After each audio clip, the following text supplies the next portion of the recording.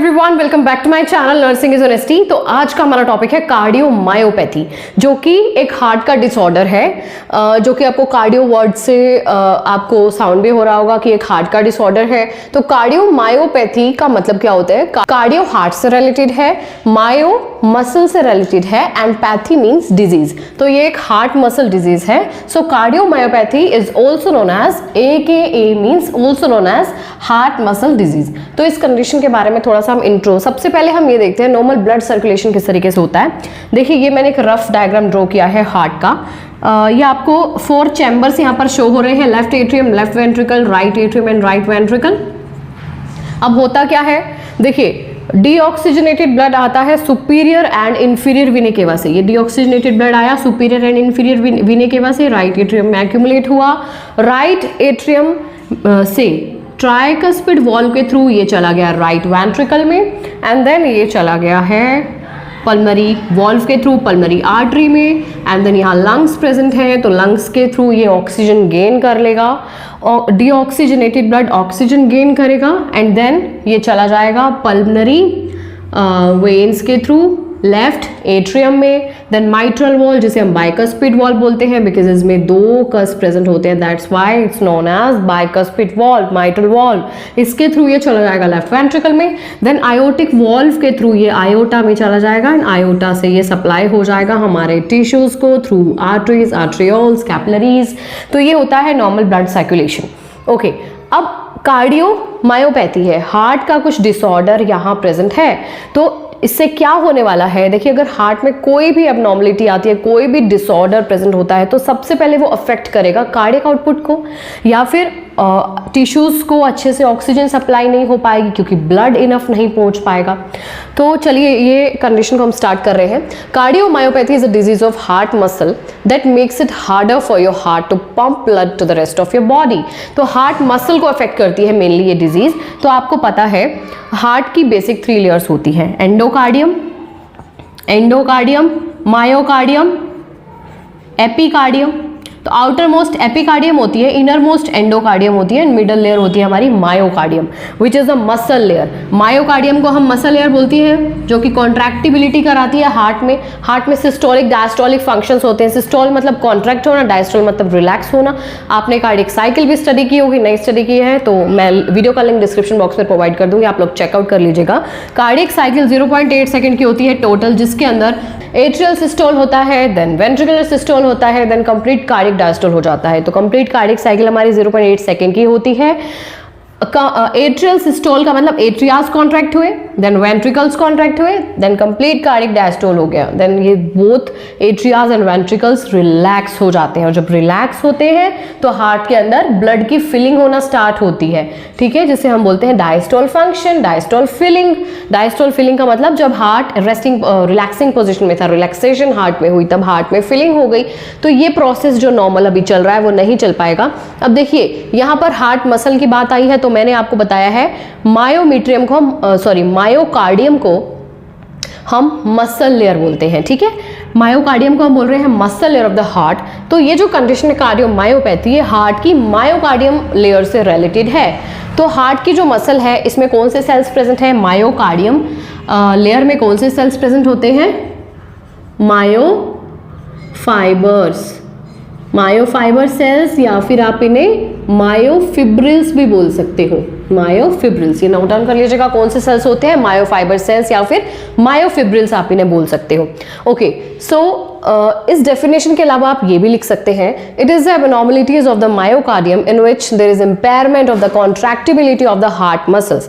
ये मायोकार्डियम की एक एबनॉर्मलिटी है। मायोकार्डियम लेयर, जैसे मैंने आपको अभी फर्स्ट डेफिनेशन में भी बताया था कि मायोकार्डियम जो मसल लेयर है उसमें कॉन्ट्रैक्टिबिलिटी अच्छे से नहीं हो पाएगी। कार्डियोमायोपैथी की कंडीशन में कॉन्ट्रैक्टिबिलिटी मसल्स में अच्छे से नहीं हो पाएगी, जिसकी वजह से ऐसा भी हो सकता है कि डायस्टोल फंक्शन अच्छे से ना हो। जैसे मैंने बताया कि जब रिलैक्सेशन मोड फेज में होता है या मोड में होता है हार्ट, तब उसमें ब्लड की फिलिंग होती है, तो फिलिंग अच्छे से ना हो पाए ऐसा भी हो सकता है। या फिर ब्लड लेफ्ट एट्रियम से मसल्स में कुछ ऐसे डिसऑर्गेनाइजेशन मसल्स की हो गई है जिसकी वजह से ब्लड हो सकता है आयोटा से ही ना जा पाए, आगे बॉडी को सप्लाई ना हो पाए, तो उसे हम बोलते हैं abnormalities of the myocardium layer of the heart in which there is impairment of the contractibility of the heart muscle. Heart muscles की कॉन्ट्रैक्टिबिलिटी यहाँ नहीं हो पाएगी।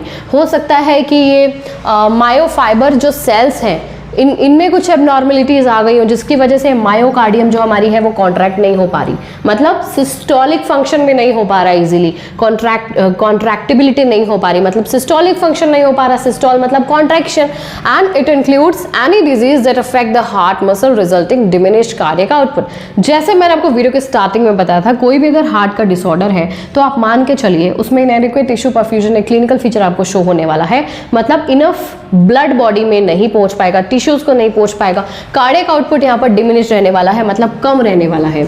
ओके, अब हम इस कंडीशन के कुछ रिस्क फैक्टर्स देखते हैं कि ऐसे कौन से फैक्टर्स हैं जिन फैक्टर्स की वजह से ये कंडीशन अराइज हो सकती है या इसके कॉजेज क्या हो सकते हैं। तो modifiable and non modifiable risk factors यहाँ मैं आपको बता रही हूँ। मॉडिफिएबल रिस्क फैक्टर्स का मतलब होता है जिन्हें हम मॉडिफाई कर सकते हैं, जिनमें हम कुछ चेंज ला सकते हैं, ठीक है। नॉन मॉडिफिएबल फैक्टर्स वो होते हैं जिनमें हम कोई भी चेंज नहीं ला सकते हैं, ये कॉन्स्टेंट ही रहने वाले हैं, इनमें कोई चेंज नहीं आने वाला है।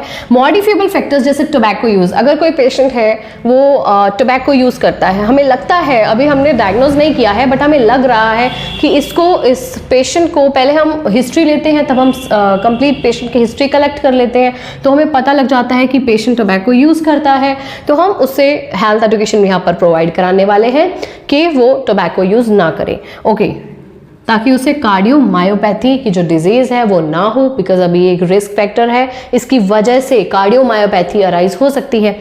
ओके, नेक्स्ट है high blood cholesterol.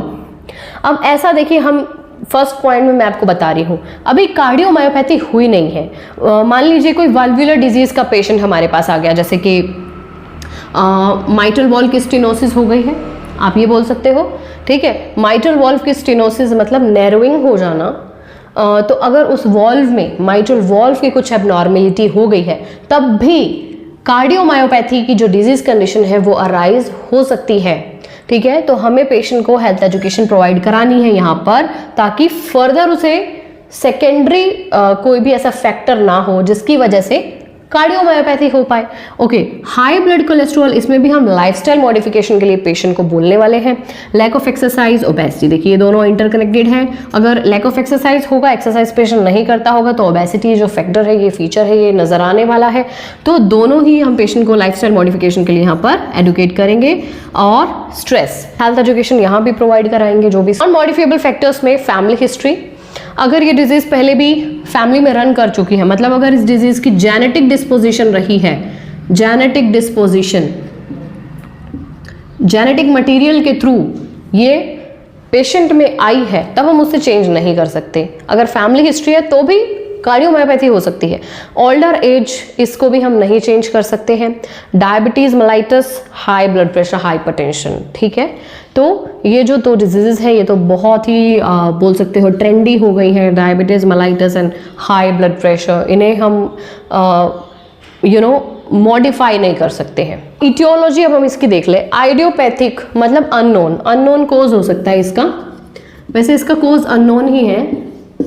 Most of the cases में कॉज का पता ही नहीं लग पाता है कि कार्डियोमायोपैथी हुई तो क्यों हुई, उसका कारण क्या था। ओके, नेक्स्ट है जेनेटिक कंडीशन। जैसे मैंने आपको बताया, जेनेटिक डिस्पोजिशन अगर रही हो तो कार्डियोमायोपैथी अराइज हो सकती है।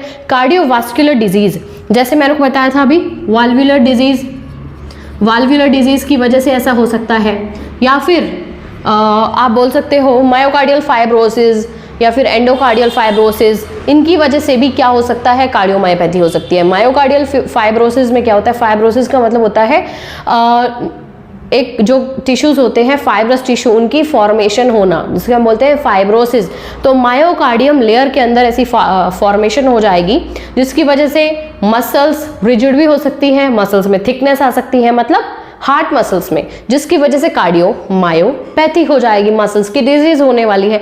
Heart tissue damage from previous heart attack, अगर पेशेंट को प्रीवियस हार्ट अटैक हुआ है, कंजस्टिव हार्ट फेलियर हुआ है, तो उस केस में क्या होगा, हार्ट टिश्यू कुछ डैमेज हो गए जिनकी वजह से कार्डियोमायोपैथी अराइज हो सकती है। ओके, अब हम नेक्स्ट देखते हैं।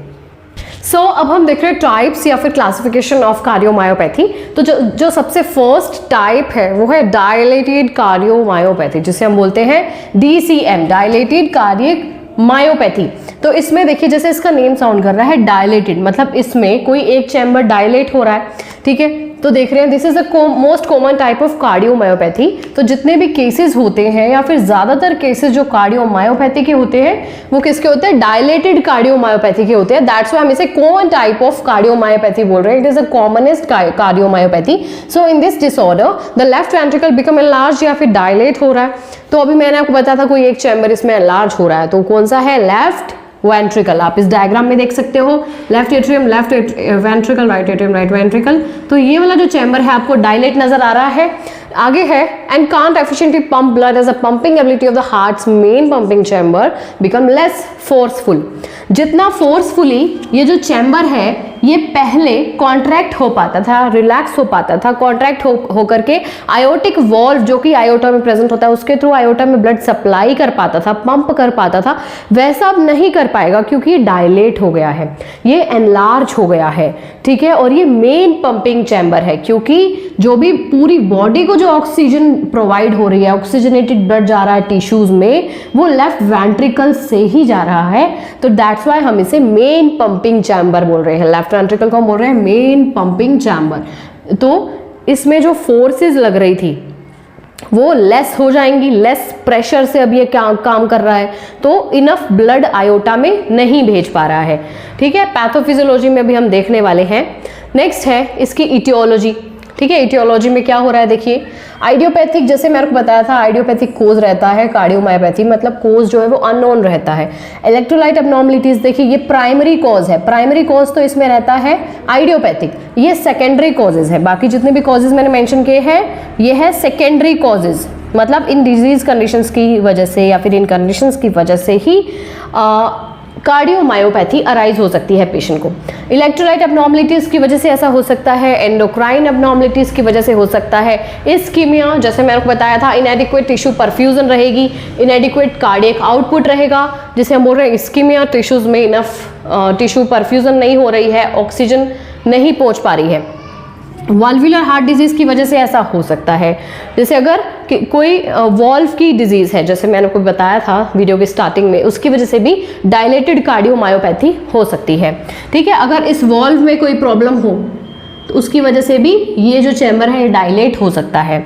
ओके, नेक्स्ट है इन्फेक्शियस कॉजेज। अगर मसल लेयर में कोई इन्फेक्शन हो गया है, मायोकार्डियम में या मायोफिब्रिल सेल्स में कोई इन्फेक्शन हो गया, इन्फेक्शन की वजह से वो डिजनरेट कर जाएंगे। डिजनरेट का मतलब होता है बहुत ही जल्दी जल्दी जो सेल्स हैं उनका लॉस होता जाएगा, वो खत्म होते जाएंगे, डिजनरेट होते जाएंगे। उसकी वजह से भी ये चैम्बर जो है वो डायलेट हो जाएगा और हम इसे बोल रहे हैं डायलेटेड कार्डियोमायोपैथी। ओके, हाइपरटेंशन की वजह से भी ऐसा हो सकता है। पैथोफिजियोलॉजी की अगर हम बात करें तो diffuse inflammation and rapid degeneration of myocardial fiber. तो अभी मैंने आपको बताया था मायोकार्डियम जो लेयर होती है हार्ट की, उसमें कौन से सेल्स होते हैं, मायोफिब्रिल्स या फिर मायोफाइबर सेल्स उन्हें हम बोलते हैं। तो मायोकार्डियल जो फाइबर है, मायोकार्डियल फाइबर भी बोल सकते हैं, एक ही बात है, उनकी बहुत ही जल्दी जल्दी डिजनरेशन हो रही है, मतलब वो एक तरह से उनका लॉस होता जा रहा है इस डिजीज कंडीशन में, जिसे हम बोलते हैं डायलेटेड कार्डियोमायोपैथी। अगर ऐसा होता जा रहा है जिसकी वजह से वेंट्रिकुलर डायलेशन हो जाएगी, मतलब वेंट्रिकुलर डायलेशन मतलब राइट वेंट्रिकल पे तो इसका इफेक्ट पड़ेगा लेकिन बहुत कम पड़ेगा, लेकिन लेफ्ट वेंट्रिकल पे जो इफेक्ट है वो ज़्यादा देखने को मिलेगा। अगर देखिए सराउंडिंग इसके ये मायोकार्डियल फाइबर प्रेजेंट है, अगर इनका लॉस होता जाएगा, ठीक है, ये डीजनरेट होते जाएंगे, तो ऑब्वियस बात है कि चैम्बर का जो साइज है वो इंक्रीज होगा, ये जो कैविटी है ये इंक्रीज होगी, तो ventricular dilation, left ventricle dilate होती नजर आएगी क्योंकि उसके जो सपोर्टिंग जो फाइबर्स थे वो उनका डीजनरेशन हो रहा है, तो कैविटी ऑब्वियसली इंक्रीज हो जाएगी। And impairment of systolic function, systolic function में इंपेयरमेंट आ जाएगी। अब देखिए ये जो चैम्बर है कॉन्ट्रैक्ट होता था, तभी इसकी कॉन्ट्रैक्शन की वजह से ही ब्लड आयोटिक वॉल्व के थ्रू आयोटा में पास आउट होता था, पंप होता था। अब इसमें सिस्टोलिक फंक्शन नहीं हो पा रहा, मतलब इजीली ये कॉन्ट्रैक्ट नहीं कर पाएगा क्योंकि ये डायलेट हो चुका है, ये स्ट्रेच हो गया एक तरह से। स्ट्रेच होना, तो अगर ये एक बार डायलेट हो गया, जैसे एक च्युइंगम होती है, च्युइंगम को एक बार हम स्ट्रेच कर देते हैं तो वापस से हम उसको उसी स्टेट में नहीं ला पाते। तो अभी ये स्ट्रेच हो गया है चैम्बर, ये कॉन्ट्रैक्ट इजीली नहीं कर पा रहा है। कॉन्ट्रैक्शन मतलब सिस्टोल जिसे हम बोलते हैं, सिस्टोल, डायस्टोल। सिस्टोल का मतलब कॉन्ट्रैक्शन, तो इसमें कॉन्ट्रैक्शन फंक्शन का इंपेयरमेंट हो जाएगा and atrial enlargement of and stasis of blood in the left ventricle. तो अभी इसके रिजल्ट में क्या हो रहा है, एट्रियल एनलार्जमेंट। अब जैसे ही ये जो चैम्बर है ये डायलेट होगा तो कुछ जो ब्लड है वो यहाँ से बैक फ्लो कर जाएगा, क्योंकि ब्लड आगे तो जा नहीं पा रहा है आयोटा में, तो लेफ्ट वेंट्रिकल से ब्लड बैक फ्लो करके लेफ्ट एट्रियम में जाने लगेगा, जिसकी वजह से एट्रियल एनलार्जमेंट हो जाएगी and stasis of blood in the left ventricle. And कुछ ब्लड जो एक्यूमुलेट हो रखा है अभी लेफ्ट वेंट्रिकल में, वो लेफ्ट वेंट्रिकल में ही रहेगा, आगे नहीं जाएगा। तो उसे हम बोलते हैं लेफ्ट वेंट्रिकल में ब्लड का स्टेसिस हो जाना, मतलब एक्यूमुलेशन हो जाना, और इस कंडीशन को हम बोलते हैं कार्डियोमेगली, बिकॉज यहाँ पे एट्रियल एनलार्जमेंट हो रही है, इसे हम बोलेंगे कार्डियोमेगली। तो आई होप आपको पैथोफिजियोलॉजी अच्छे से क्लियर हो गई होगी। क्लिनिकल फीचर्स हमें क्या क्या शो होने वाले हैं वो हम देख रहे हैं। डिस्निया मतलब शॉर्टनेस ऑफ ब्रीथ या फिर ब्रीदिंग डिफिकल्टी। फैटिग पेशेंट को होगा, देखिए जब पेशेंट एनीमिक होता है उस टाइम पे पेशेंट को फैटिग होता है, साइन को मतलब चक्कर आते हैं, ठीक है। अब यहाँ पे कार्डियक आउटपुट डिक्रीज है क्योंकि इनफ ब्लड कहाँ, आयोटा में नहीं जा पा रहा, आयोटा से फर्दर आगे नहीं जा पा रहा टिश्यूज में, तो यहाँ पर कार्डियक आउटपुट हमारा कम है, जिसकी वजह से डिस्निया ब्रीदिंग डिफिकल्टी यहाँ पेशेंट को शो होगी, फैटिग भी होगा, ऑर्थोपनिया भी होगा। ऑर्थोपनिया का मतलब होता है लाइंग डाउन पोजिशन में शॉर्टनेस ऑफ ब्रीथ होना, मतलब जैसे सुपाइन पोजीशन में होती है उस पोजीशन में अगर पेशेंट होगा, सुपाइन पोजीशन में होगा तो ऑर्थोपनिया होगा, मतलब शॉर्टनेस ऑफ ब्रीथ या फिर ब्रीदिंग डिफिकल्टी उसे फील हो सकती है। एनोरेक्सिया मतलब ये देखिए ये कुछ जीआई ट्रैक्ट के फीचर्स शो होंगे। Anorexia loss of appetite, nauseous रहेगा पेशेंट, नोजिया एंड पेशेंट को वॉमिटिंग भी यहाँ पर हो सकती है। तो आई होप आपको डायलेटेड कार्डियोमायोपैथी क्लियर हो गई होगी। अब हम देखते हैं हाइपरट्रॉफिक कार्डियोमायोपैथी। सो नेक्स्ट हम देख रहे हैं hypertrophic cardiomyopathy. Hypertrophic cardiomyopathy note down कर लीजिएगा। So this type involves thickening of your heart muscle, particularly affecting the muscle of the left ventricle. इसमें जो मसल्स है हार्ट की, उसमें क्या हो रहा है, मसल्स में थिकनिंग हो रही है, ठीक है।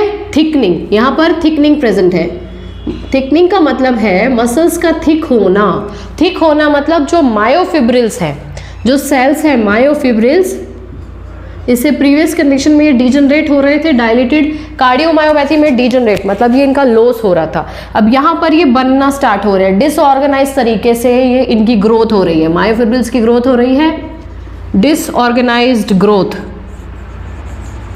डिसऑर्गेनाइज्ड ग्रोथ ऑफ मायोफिब्रिल्स यहाँ हो रहा है, मतलब कि ऑर्गेनाइज तरीके से जहाँ पर ग्रो होने चाहिए वहाँ पर ना हो करके और भी जगह ये ग्रो होना स्टार्ट हो रहे हैं, डिसऑर्गेनाइज तरीके से इनकी ग्रोथ हो रही है। जो इंट्रावेंट्रिकुलर सेप्टम है, मतलब दो वेंट्रिकल्स के बीच का जो सेप्टम है, इनमें यहाँ भी मायोफिब्रिल्स की डिसऑर्गेनाइज ग्रोथ हो रही है, जिसकी वजह से जो मसल लेयर है उसकी थिकनेस हो रही है, लेयर जो है वो थिक होती जा रही है। थिक होने की वजह से ये कहाँ अफेक्ट कर रही है, जो मेन पंपिंग चैम्बर है हार्ट का, लेफ्ट वेंट्रिकल को। राइट वेंट्रिकल से भी आपको जो छोटा इसका साइज लग रहा होगा इस कैविटी का, लेफ्ट वेंट्रिकल का, लेफ्ट वेंट्रिकल को ये ज़्यादा अफेक्ट कर रही है। ओके, इसकी इटियोलॉजी देख लेते हैं। आयोटिक स्टेनोसिस की वजह से ऐसा हो सकता है। आयोटिक वॉल्व कहाँ प्रेजेंट होता है, आयोटा में। अब आयोटिक वॉल्व की स्टेनोसिस मतलब नैरोइंग हो जाना, मतलब आयोटिक वॉल्व की नैरोइंग, वहाँ पर भी थिकनेस प्रेजेंट होना। अब अगर आयोटिक वॉल्व की नैरोइंग हो जाएगी तो लेफ्ट वेंट्रिकल से जो ब्लड का फ्लो है वो जाता है आयोटिक वॉल्व से आयोटा में, तो वो ज़्यादा प्रेशर अप्लाई करना होगा लेफ्ट वेंट्रिकल को। अगर उसको ब्लड को आयोटा तक पहुंचाना है तो उसको ज़्यादा प्रेशर लगाना पड़ रहा है। अगर उसके ऊपर ही ज़्यादा प्रेशर लगता रहेगा लेफ्ट वेंट्रिकल पे, तो मसल्स जो है वो साइड की थिक होना स्टार्ट हो जाएंगी। लेफ्ट वेंट्रिकल की जो मसल्स हैं वो थिक होंगी, वीक होना स्टार्ट हो जाएंगी। दैट्स वाई यहाँ ये कोज है आयोटिक स्टेनोसिस। इसकी वजह से भी हाइपरट्रॉफिक कार्डियोमायोपैथी अराइज हो सकती है। जेनेटिक डिस्पोजिशन, अगर फैमिली हिस्ट्री है, फैमिली में ये हाइपरट्रॉफिक कार्डियोमायोपैथी पहले रन कर चुकी है तो इस वजह से भी ये डिजीज पेशेंट को हो सकती है। हाइपरटेंशन। पैथोफिजियोलॉजी देखिए, thicken intraventricular septum and ventricular wall. जैसे अभी मैंने आपको बताया मायोफिब्रिल्स की ग्रोथ हो गई है तो ये जो सेप्टम है और वेंट्रिकुलर वॉल्स हैं इनमें थिकनेस आ गई, वेंट्रिकुलर हाइपरट्रॉफी हुई, ठीक है, वेंट्रिकुलर हाइपरट्रॉफी हुई, देन सिस्टोलिक डिसफंक्शन हो गया, सिस्टोलिक डायस्टोलिक डिसफंक्शन हो गया। डायलेटेड कार्डियोमायोपैथी में सिस्टोलिक डिसफंक्शन हुआ था, इसमें क्या होगा, डायस्टोलिक डिसफंक्शन, क्योंकि एक दूसरे की कंडीशन ये अपोजिट है। उसमें लेफ्ट वेंट्रिकल डायलेट हो रही थी, इसमें लेफ्ट वेंट्रिकल की कैविटी का साइज रिड्यूस हो रहा है, कम हो रहा है, तो अपोजिट होगा। उसमें सिस्टोलिक डिसफंक्शन था, इसमें डायस्टोलिक डिसफंक्शन है। मतलब जब ब्लड की फिलिंग होनी होती है ड्यूरिंग ईच हार्ट बीट, जब ब्लड फिल होना होता है वापस से, एक बार हार्ट कॉन्ट्रैक्ट हुआ देन रिलैक्स हुआ, रिलैक्सेशन के टाइम पे ब्लड की फिलिंग होती है, वो फिलिंग नहीं हो पाई तो रिलैक्सेशन को हम डायस्टोल बोलते हैं, डायस्टोलिक डिसफंक्शन हो गया, ब्लड की फिलिंग नहीं हो पाएगी। सो अब देखिए इम्पेयर्ड वेंट्रिकुलर फिलिंग, वेंट्रिकल्स में इजीली ब्लड की फिलिंग नहीं हो पाई क्योंकि डायस्टोलिक डिसफंक्शन है, इम्पेयर्ड वेंट्रिकल फिलिंग हुई जिसकी वजह से कार्डियक आउटपुट डिक्रीज रहेगा, क्योंकि अगर ब्लड इसमें फिल ही नहीं हो पाएगा, इजीली फिल नहीं हो पाएगा तो आयोटा के थ्रू बॉडी में सप्लाई नहीं हो पाएगा, दैट्स वाई कार्डियक आउटपुट हमारा यहाँ डिक्रीज रहेगा। ओके, क्लिनिकल फीचर्स की अगर हम बात करें तो एक्सर्शनल डिस्निया यहाँ रहेगा, ड्यूरिंग एक्सरसाइज पेशेंट को शॉर्टनेस ऑफ ब्रीथ फील हो सकती है, कार्डियक आउटपुट डिक्रीज रहने वाला है, फैटिग, साइनकोप, हाइपरटेंशन, आपको पता है ये क्लिनिकल फीचर्स मुझे बताने की नीड नहीं है। तो अब हम देखते हैं रेस्ट्रिक्टिव और कंस्ट्रिक्टिव कार्डियोमायोपैथी। अब हम देख रहे हैं रेस्ट्रिक्टिव या फिर इसे हम बोल सकते हैं कंस्ट्रिक्टिव कार्डियोमायोपैथी, क्योंकि इसमें कंस्ट्रिक्शन प्रेजेंट है, मतलब इसमें स्टिफनेस और रिजिडिटी प्रेजेंट है मसल्स में, हार्ट की मसल्स में स्टिफनेस हो रही है, रिजिडिटी हो रही है। अब अगर इन मसल्स में ये जो सपोर्ट कर रही है वेंट्रिकल्स को, इनमें स्टिफनेस है, मतलब स्टिफनेस का मतलब कॉन्ट्रैक्टेड तो है, कॉन्ट्रैक्टेड फॉर्म में है लेकिन ये रिलैक्स नहीं हो पा रही, मतलब सिस्टोलिक फंक्शन यहाँ पर बिल्कुल करेक्ट है लेकिन डायस्टोलिक फंक्शन यहाँ पर अच्छे से नहीं हो पाएगा, डायस्टोलिक फंक्शन यहाँ इम्पेयर्ड रहेगा बिकॉज ये जो स्टिफनेस की वजह से ये मसल्स रिलैक्स नहीं हो पाएंगी, रिलैक्स नहीं हो पाएंगी तो ब्लड की इजीली फिलिंग नहीं हो पाएगी, बिकॉज अगर ये रिलैक्स नहीं होंगी तो जो वेंट्रिकल्स है इनके साइज में भी रिडक्शन प्रेजेंट होगी, ये भी अच्छे से जो है ब्लड को एक्यूमुलेट नहीं कर पाएंगे बिकॉज जो मसल्स हैं मायोफिब्रिल जो सेल्स हैं वो स्टिफ हैं, ठीक है। The heart muscles become rigid and less elastic, मतलब फ्लेक्सिबिलिटी बिल्कुल भी नहीं रहेगी जैसे मैंने आपको बताया है, means the heart can't properly expand and fill with blood between heart beats, मतलब पूरा जो हार्ट है, कंप्लीट हार्ट की जो मसल्स है उसमें स्टिफनेस है, अब हार्ट कंप्लीटली रिलैक्स नहीं हो पा रहा, रिलैक्स नहीं होगा तो ब्लड की फिलिंग प्रॉपरली नहीं हो पाएगी बिटवीन ईच हार्ट बीट जैसे यहाँ मेंशन है। अब इसके कारण देख लेते हैं। मायोकार्डियल फाइब्रोसिस, मायोकार्डियल फाइब्रोसिस का मतलब होता है कि जो भी फाइब्रस टिश्यू होते हैं उनकी फॉर्मेशन हो जाना, ज़्यादा टिश्यूज़ की फॉर्मेशन हो जाना मायोकार्डियम में, एंडोकार्डियम में और सार्कोडोसिस। पैथोफिजियोलॉजी अगर हम बात करें तो स्टिफनेस हो जाएगी वेंट्रिकुलर वॉल की, वेंट्रिकुलर वॉल में स्टिफनेस प्रेजेंट है, जैसे आप देख सकते हो इस वॉल में स्टिफनेस है, स्टिफनेस की वजह से ventricles become resistant to filling, ventricles में ब्लड इजीली एक्यूमुलेट नहीं हो पाएगा, ब्लड फिल ही नहीं हो पाएगा वेंट्रिकल्स में, जिसकी वजह से कार्डियक आउटपुट डिक्रीज रहेगा क्योंकि मेन जो पंपिंग चैम्बर है लेफ्ट वेंट्रिकल उसमें ही ब्लड अगर फिल नहीं हो रहा इजीली तो आयोटा से बॉडी को सप्लाई नहीं हो पाएगा। क्लिनिकल फीचर्स वही है, फैटिग, बिकॉज यहाँ पे डिक्रीज कार्डियक आउटपुट निकला है हमारा conclusion, fatigue, exertional dyspnea, exercise during exercise patient को शॉर्टनेस ऑफ ब्रीथ फील होगी, साइनकोप होगा, पैल्पिटेशंस होगी, ऑर्थोपनिया, लाइंग डाउन पोजीशन में शॉर्टनेस ऑफ ब्रीथ फील होगी। ओके, तो आज हमने स्टडी किया है कार्डियोमायोपैथी, उसकी definition, etiological factors, risk factors and उसकी क्लासिफिकेशन। एंड कार्डियोमायोपैथी पार्ट 2 में हम देखने वाले हैं डायग्नोस्टिक इवैल्यूएशन एंड मैनेजमेंट। तो अगर आज का वीडियो अच्छा लगा तो वीडियो को लाइक करना, चैनल को सब्सक्राइब करना, बेल आइकन को प्रेस करना न्यू नोटिफिकेशंस के लिए। Thanks for watching.